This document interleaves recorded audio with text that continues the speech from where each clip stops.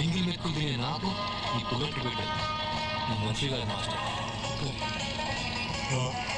సరే నీ దేవుడు ఇవాళ నుంచి నీ చచ్చే వరకు బ్రతుకున్నంత కాలం నీకు తోడుగా ఉంటాను.